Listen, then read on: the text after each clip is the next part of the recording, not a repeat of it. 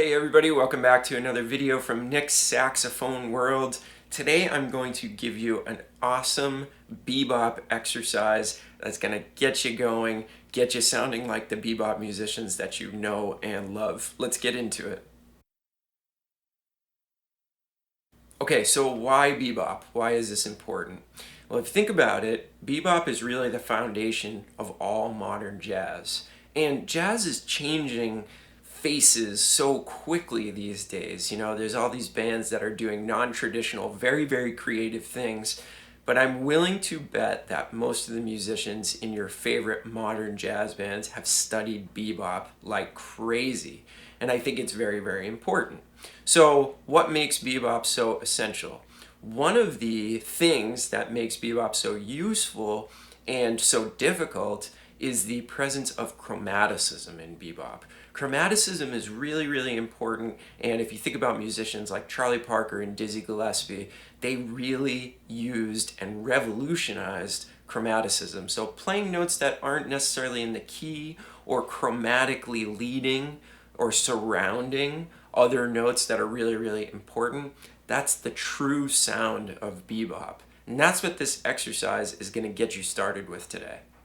So I have a PDF prepared for you with all the things that we're going over today in this video, and you could get it by clicking the link below the video. So if you want to get your hands on that PDF at the end of this, just make sure you go and grab it. It's going to help you a lot with practicing this exercise. Okay, so the way that I like to get students into chromaticism, which is kind of a touchy subject, it's a difficult thing to understand, is by taking something that's super familiar to us and putting a chromatic spin on it, right? So let's take one of the basic building blocks of music, the major triad, the 1, 3, and 5 of a particular chord.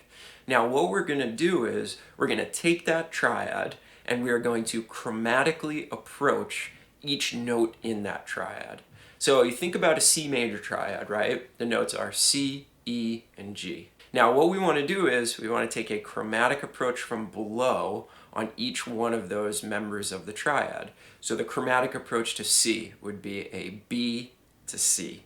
The chromatic approach to E would be a D sharp to E. The chromatic approach to G would be an F sharp to G. So let me show you what this sounds like. First, I'm just going to play the regular old triad, and then I'm going to play the exercise I just mentioned. So I'm going to play that same triad, but I'm adding a chromatic approach to each note. Check out what that sounds like.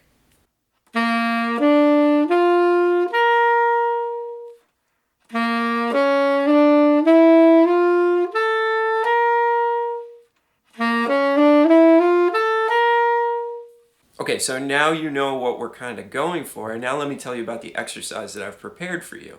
So what I've done is I've extended this exercise out so that it takes up 2 measures, okay? And it's all eighth notes. So what I'm doing is I'm starting on the root, plain old root, and then I'm doing a chromatic approach to the 3rd, chromatic approach to the 5th, chromatic approach to the root an octave above where I started, and then one more chromatic approach to the 3rd an octave above where I've started.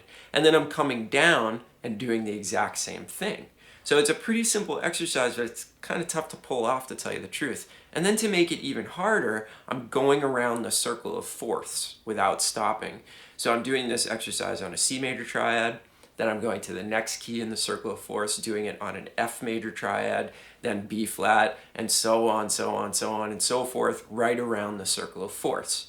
Now this is really important because this is going to get you to change keys and think really quickly, which is essential for anybody who wants to play bebop. We all know that bebop moves at fast tempos and it goes through a lot of different keys very, very quickly. So that's why I have you going around the circle of fourths. And this is what's called a perpetual motion exercise, meaning that we do not stop in between keys. So let me show you what it sounds like actually in action going around the circle of fourths.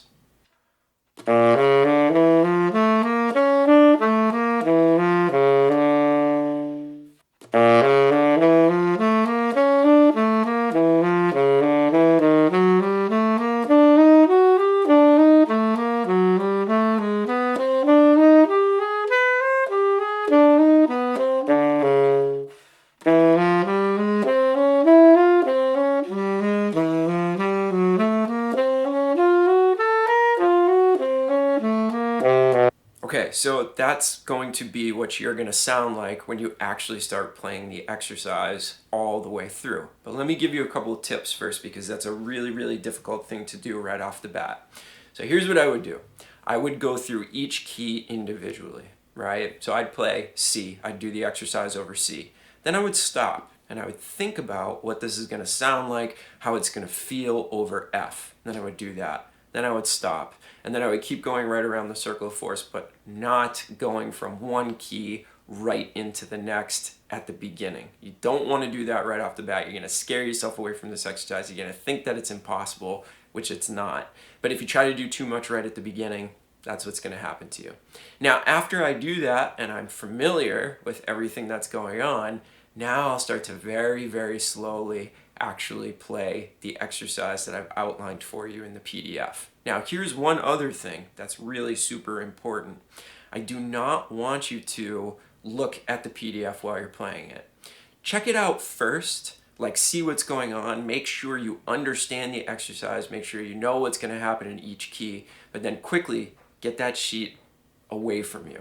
Because when you think about it, when you're improvising, you don't have anything in front of you. So when you're practicing these patterns and exercises that are going to make you a better improviser, make sure that you're doing it with nothing in front of you. Otherwise, you're going to feel scared and naked when you don't have a sheet in front of you and you're actually on stage or at a jam session playing this stuff. So there's the process. Start by doing it key by key, then check out the PDF that I'm giving you. Make sure you understand the way that this all works. Make sure you understand how it's going to happen. And then finally start playing it from memory, going very, very slowly from slow to fast in a very gradual fashion. I think this is really going to help you. If you have any questions, make sure you post them below. I always see those questions and I will always answer them. And make sure you hit subscribe and turn on notifications. We're doing a lot of stuff like this on this channel. And if you don't have those notifications turned on, you're not going to be able to see it. So make sure you get that done. All right, thank you so much for watching. We'll see you on the next video. Can't wait to hear some discussion below the video. And I'll talk to you soon. Bye.